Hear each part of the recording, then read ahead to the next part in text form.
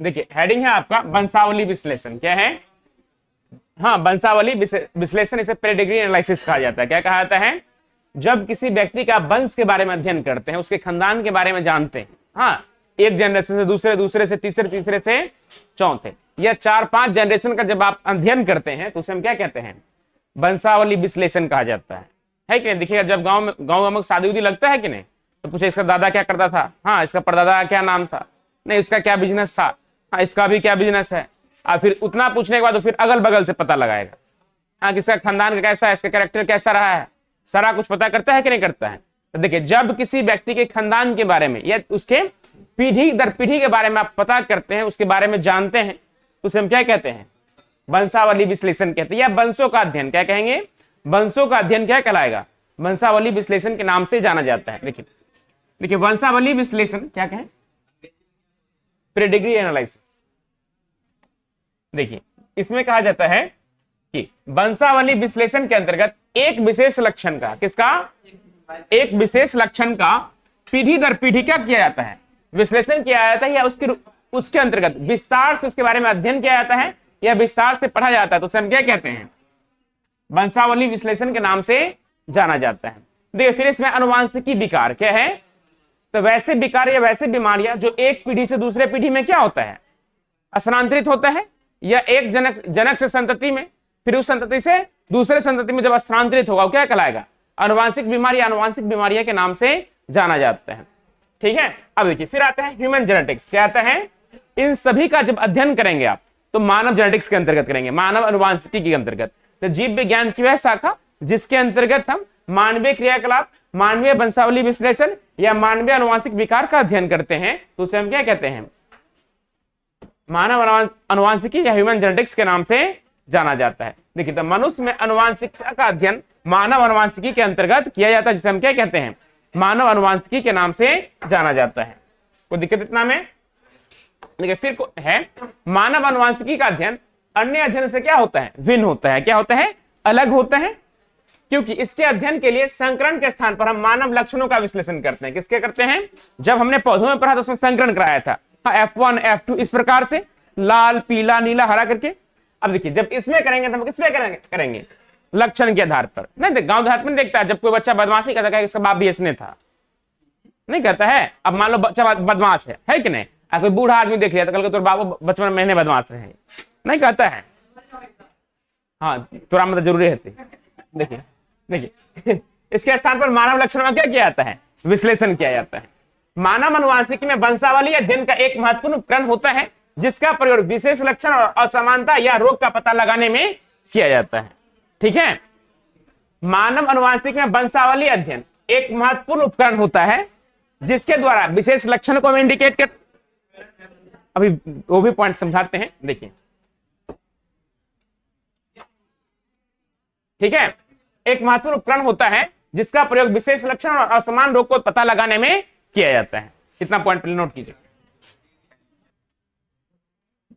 देखिए तो ये वाला पहला पार्ट क्या कहलाएगा? नर, जो गोला आयताकार रहेगा नर हो गया, जो वृत्ताकार रहेगा मादा, और जो इस शेप में रहेगा। तो ये तो ना, इसका लिंक और लेख यहां नहीं किया गया है। ठीक है, और देखिए जिसमें प्रभावी व्यक्ति होगा, क्या होगा? जो आनुवंशिक विकार से क्या होगा? ग्रसित होगा, उसे रेड कलर से क्या कर दिया गया है? डिनोट कर दिया गया है। और आप भी जानते हैं जो लाल कलर जो होता है वो क्या होता है? खतरे का घंटी माना जाता है। देखिएगा गाड़ी का एक्सीडेंट का जो रेशियो है ना, गाड़ी का जो एक्सीडेंट का रेशियो, उसमें लाल कलर का सबसे ज्यादा एक्सीडेंट होता है। ठीक है, अब गूगल किया है कि किस कलर के, माने चाहे बाइक का हो या चाहे कार का हो, कि किस कलर का गाड़ी का एक्सीडेंट ज्यादा रेशियो हो, तो उसमें क्या आएगा? रेड आपका फर्स्ट पे आ जाएगा। पगला गाड़ी एक्सीडेंट का बात कर रहे हैं। अब देखिए जो क्या रहेगा? अनुवांशिक विकार से ग्रसित रहेगा, वो किससे डिनोट किया रहेगा? रेड कलर से। लाल कलर से उसे क्या किया जाएगा? दर्शाया जाएगा। ठीक है, अब देखिए जब इन दोनों में निषेचन कराया गया, नर और मादा के बीच मैथुन यानी सेक्स की प्रक्रिया कराई गई, कोइटस कराया गया। ठीक है, तो पहला हो गया ये अनडिफाइंड, इसमें कोई रिलेशन नहीं है। क्या है? जब कोई रिलेशन नहीं है, तो देखिएगा इनके बीच में क्या है, कोई नजदीकी रिश्ता नहीं है। यहां देखिए क्या है, रिश्तेदारों के बीच मैथुन। और दूसरा क्या है, इसमें इसका भी जो अनुवांशिकी अलग है। जैसे गांव अपने यहाँ शादी होता है तो नजदीक में ज्यादातर नहीं होता है, और जब अदर कास्ट यानी मुस्लिम में होगा तो गांव के अंदर ही गति होता है।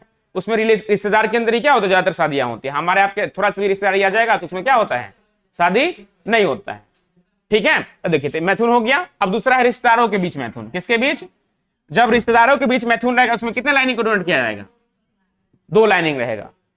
समझ गए। जब देखिए जब अलग अलग रहेगा, ठीक है, तो केवल कितना लाइनिंग रहेगा, 1 रहेगा। ठीक है, जब दोनों की वंशावली क्या है, अलग है, और जब एक ही खानदान से बिलोंग करता है, रिश्तेदारी क्या है, हाँ नजदीकी रिलेशन, तो उसमें कितने लाइन से डोनेट करेंगे आप, 2 लाइन से करेंगे।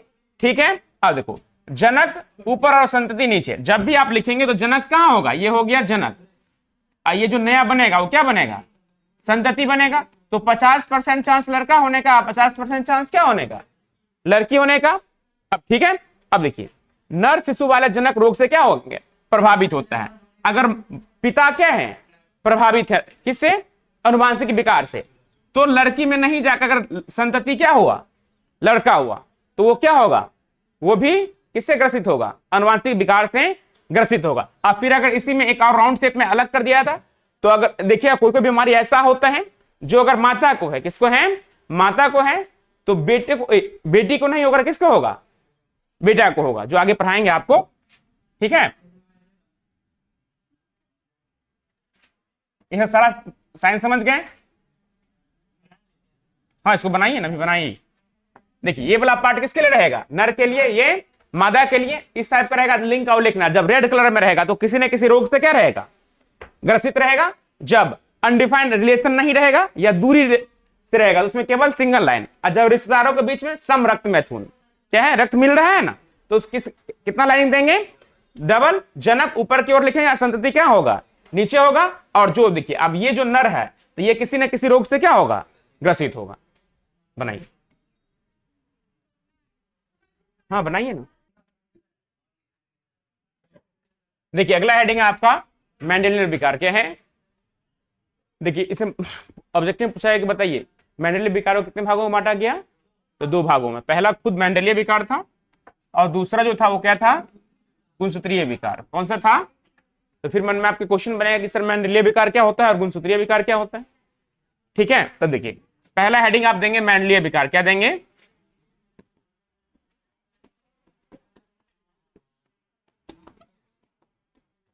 देखिए मेंडेलियन विकार वे होते हैं जब एकल जीन रूपांतरण के कारण, हाँ जब सिंगल बेस पेयर में क्या आएगा, बदलाव आएगा। क्या आएगा, बदलाव आएगा। उसके कारण जो रोग व्यक्ति में बीमारी होगा वो क्या होगा, मेंडेलियन विकार के नाम से जाना जाएगा। देखिए मेंडेलियन विकार वे होते हैं जो एकल जीन रूपांतरण या उत्परिवर्तन से क्या होते हैं, जब सिंगल बेस पेयर में बदलाव आया, और सिंगल बेस पेयर में बदलाव के कारण जब व्यक्ति किसी रोग से ग्रसित होगा या अनुवांशिक विकार से ग्रसित होगा, उसे क्या कहा गया, मेंडेलियन विकार के नाम से जाना गया। मेंडेलियन विकार प्रभावी भी हो सकता है और अप्रभावी भी हो सकता है। अगर मेंडेलियन विकार के कारण कोई रोग उत्पन्न हो रहा है तो एक वंश में आ भी सकता है और नहीं भी आ सकता। अगर एक वंश में नहीं भी आ रहा है तो दूसरे वंश में वो आएगा। जिस तरह आपने पहला F1 पीढ़ी में जो देखा था, हाँ तो जब क्रॉसिंग कराया गया लंबे और बौने पौधे के बीच, ठीक है, तो F1 पीढ़ी में सारे के सारे पौधे क्या रहे, लंबे रहे। पर F2 पीढ़ी में क्या हो गया, 3 लंबा रहा, एक क्या रहा, हाँ छोटा यानी बौना रहा। तो ये जो बीमारी होगा या तो प्रभावी भी होगा या अप्रभावी होगा, या ये नहीं तो एक पीढ़ी को गैप करके दूसरे पीढ़ी में ये आएगा। तो मेंडेलियन विकार वे होते हैं जो एकल जीन रूपांतरण के कारण, या क्या कहेंगे, सिंगल बेस पेयर में जब बदलाव आता है और उसके कारण जब किसी व्यक्ति में कोई रोग या कोई बीमारी से वो ग्रसित होता है या कोई उसके जीनोटाइप या फिनोटाइप में बदलाव आएगा तो क्या कहलाएगा, मेंडेलियन विकार के नाम से जाना जाएगा। देखिए जिसमें आता है हेमोफीलिया, क्या आता है, haemophilia, sickle cell anaemia, colour blindness, जिसे आप क्या कहते हैं हिंदी में से क्या कहा जाता है,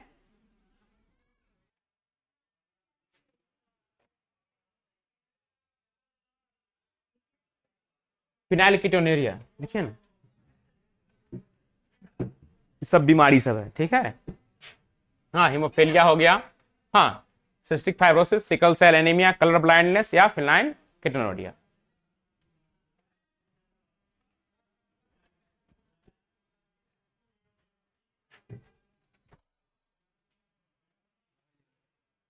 कहे रहने दे, मारेंगे तो थप्पड़ की ना मुंह लाल कर देंगे।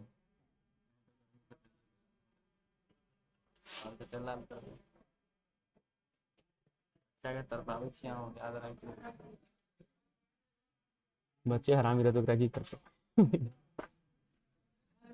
बच्चा हरामी तो हटते बैठे को आगे तो लिखा है अंकित ठीक छी, अंकित बाबू बटन लगा, बटन लगा ना,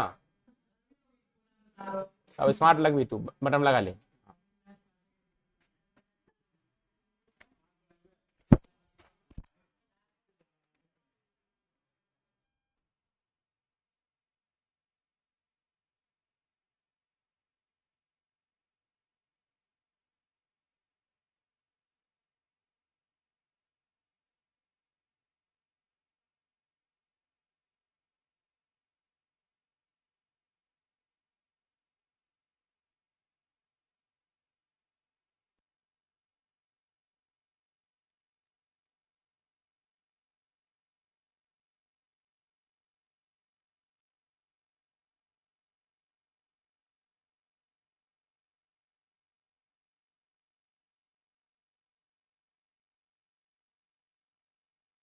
हाँ, पूरा लिखेगा,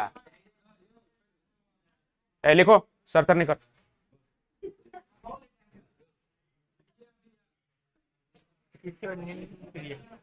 फिनाइल कीटोनुरिया लिखो, लिखो, मेंशन करो। साइलेंट नहीं करा है, हटो करा।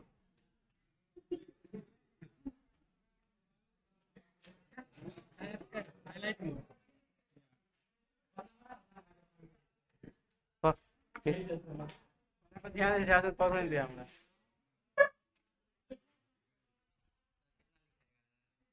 जितना तुम लिख सकता है। मेरा मन भर गया।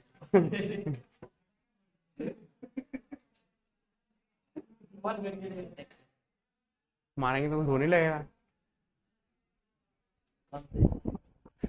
जाएगा कहाँ था।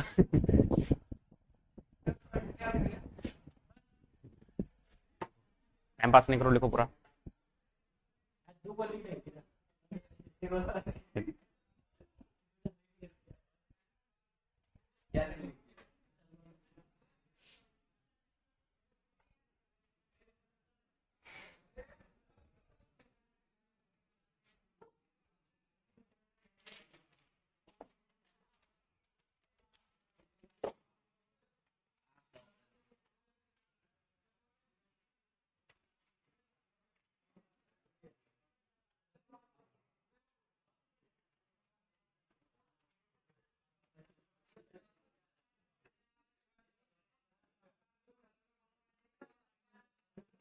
हाँ, पूरा लिखेगा, चुप, लिख, मुंह बंद कर। हाँ,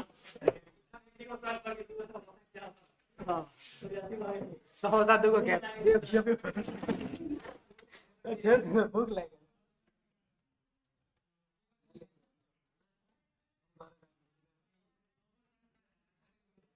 हाँ, लिंग गुण सूत्र आधारित भी हो सकता है, इसके लिए छोड़ देने का।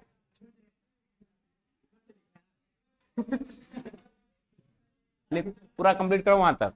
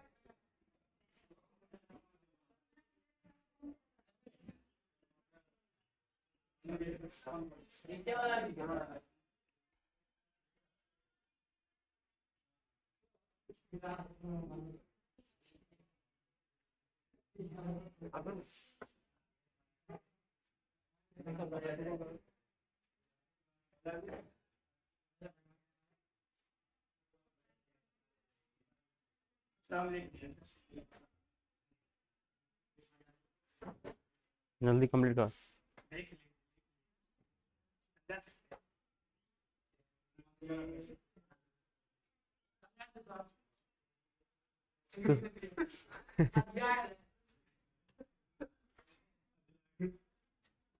लिखे भी और समझाते भी है, ठीक है। देखिए मैंडेल भी क्या हो सकता है, या तो प्रभावी हो सकता है, क्या हो सकता है, और प्रभावी हो सकता है, और किसी केस में ये लिंग गुण सूत्र आधारित भी हो सकता है, ठीक है। अब देखिए लिंग गुण सूत्र पर आधारित भी हो सकता है, मतलब नर से मादा में या मादा से नर में क्या होगा, स्थानांतरित होगा। अब देखिए हेडिंग है आपका हीमोफीलिया, क्या है, तो ये भी क्या है, एक अनुवांशिक बीमारी है, क्या है, तो वैसी बीमारी है जो जनक से संतति में क्या होता है, स्थानांतरित होता है। उस बीमारी को हम क्या कहते हैं, हाँ ये गिफ्टेड है, ये आपके माँ बाप के द्वारा दिया जाता है। ये बीमारी किसके द्वारा दिया जाता है, आपके माँ बाप के द्वारा गिफ्ट में आपको दिया जाता है। तो वैसे बीमारियां जो एक पीढ़ी से दूसरे पीढ़ी तक चलता है, हाँ, या दूसरे से तीसरे पीढ़ी तक क्या होगा, स्थानांतरित होता है, तो उसे हाँ ये अनुवांशिक बीमारी के नाम से जाना जाता है। तो देखिए यह एक ऐसा लिंग संलग्नता गुण है, यह एक ऐसा लिंग संलग्नता गुण है जो अनुवांशिक बीमारी के रूप में जाना जाता है या पाया जाता है। इस बीमारी से युक्त व्यक्ति में रुधिर में बहुत देरी से थक्का बनता है। जब चोट लगेगा ना, अब ब्लडिंग होना शुरू होगा, तो इसका ब्लड क्या जल्दी क्लॉट नहीं करेगा, थ्रोम्बोसिन फाइब्रोनोजिन आएगा ना, उस जल्दी इसमें क्या होगा, बनेगा नहीं, और ब्लड का जो थक्का, अब मान लिया हमारा आपका हाथ कहीं पे कटता है, तो ब्लड वहां तुरंत क्या जमना शुरू होता है, और कुछ देर बाद ब्लड बहना क्या हो जाता है, बंद हो जाता है। पर जो व्यक्ति हीमोफीलिया से ग्रसित होगा, किससे ग्रसित होगा, उसमें रक्त का थक्काकरण जल्दी होगा ही नहीं। इस स्थिति में मनुष्य की थोड़ी सी चोट भी खतरे का क्या बन सकता है, कारण बन सकता है, या क्या हो सकता है, उसका मृत्यु हो सकता है, ठीक है।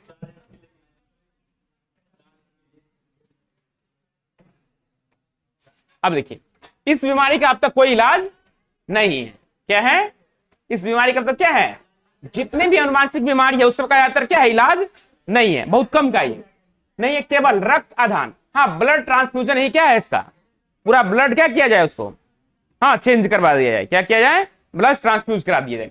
हीमोफीलिया को ब्लीडर्स डिजीज के नाम से भी जाना जाता है, मतलब हल्का सा छोटा ब्लड का क्या हो जाएगा, हाँ नदी बह जाएगा, के नाम से जाना जाता है।